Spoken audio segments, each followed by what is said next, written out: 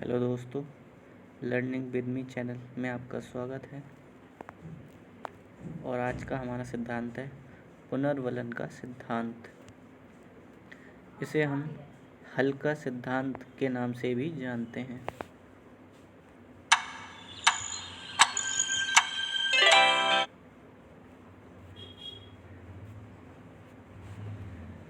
इस सिद्धांत को पुनर्वलन का सिद्धांत या हल का सिद्धांत भी कहते हैं।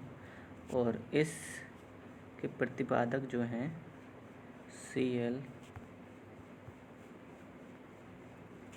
हल हैं और ये USA के निवासी हैं। और इन्होंने अपना जो प्रयोग किया है बिल्ली और चूहों दोनों पे किया है। और ये सिद्धांत जो है थॉर्नडाइक पद्धति पर आधारित है। यह सिद्धांत जो है आवश्यकता पर बल देता है और इसके कई नामों से जाना जाता है इसको।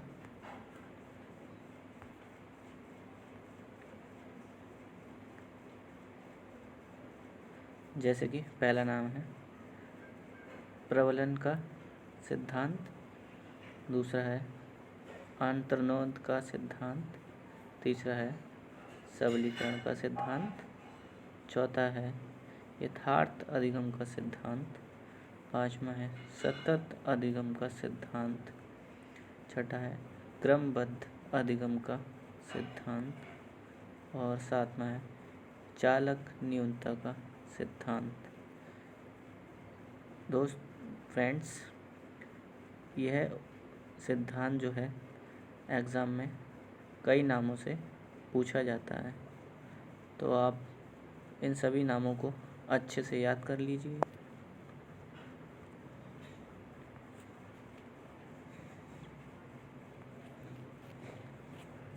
तो इस सिद्धांत में कहा गया है जब कोई बालक क्रिया करता है तो क्रिया के दौरान उसमें जो अनुक्रिया में वृद्धि होती है उसे ही पुनर्वलन कहते हैं।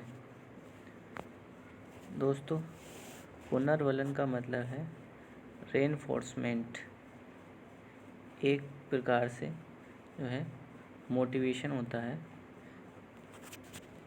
पुनर्वलन के द्वारा जो होता है बालक के कार्य करने की क्षमता में वृद्धि की जा सकती है। अध्यापक बालक को समय समय पर पुनर्वलन देता रहता है। अंग्रेजी में पुनर्वलन को रेनफोर्समेंट कहते हैं और पुनर्वलन का सिद्धांत CL हल के द्वारा प्रतिपादित किया गया है और ये USA के निवासी हैं। इन्होंने यह सिद्धांत थॉर्नडाइक व पावलोव पद्धति पर दिया है। सन 1915 में अपनी पुस्तक प्रिंसिपल बिहेवियर में इस सिद्धांत का इन्होंने जिक्र किया है। फ्रेंड्स, जैसा कि मैंने बताया पुनर्वलन को रेनफोर्समेंट कहते हैं। रेनफोर्समेंट भी दो प्रकार का होता है। एक तो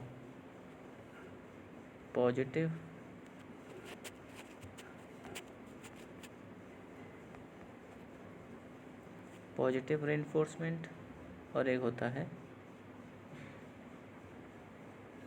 नेगेटिव।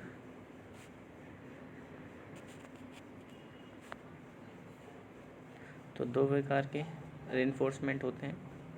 एक तो पॉजिटिव रेनफोर्समेंट और होता है दूसरा नेगेटिव रेनफोर्समेंट।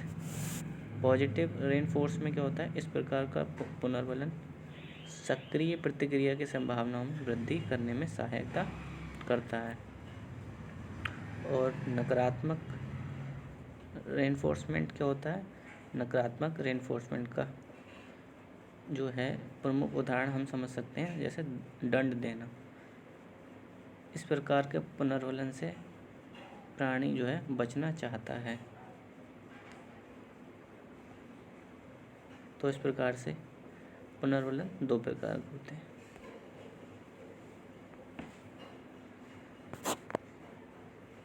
अब जो इनका पुनर्वलन का सिद्धांत है, यह सिद्धांत आवश्यकता पर बल देता है। हल के अनुसार सीखना आवश्यकता की पूर्ति की प्रक्रिया के द्वारा होता है।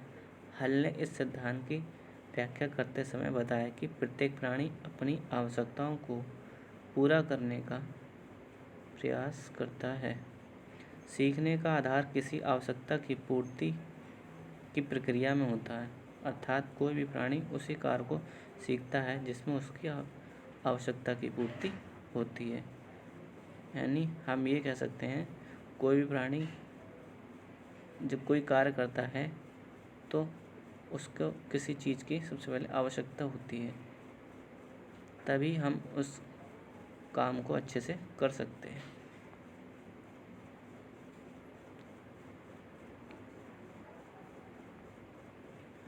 अब आइए देखते हैं पुनर्वलन का शैक्षिक महत्व, कि इसका शैक्षिक महत्व क्या है इस सिद्धांत का। तो पहला पॉइंट है बालक को प्रेरित करना। यह सिद्धांत पाठ्यक्रम बनाते समय विद्यार्थियों की आवश्यकता पर बल देता है।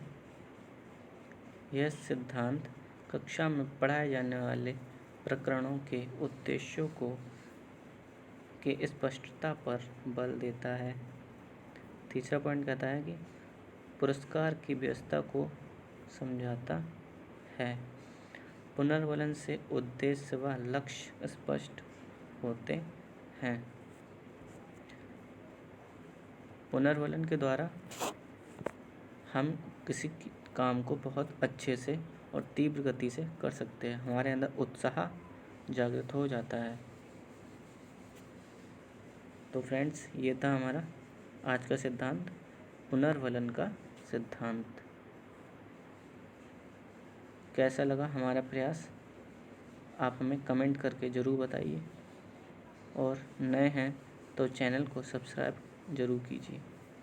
Thank you for watching.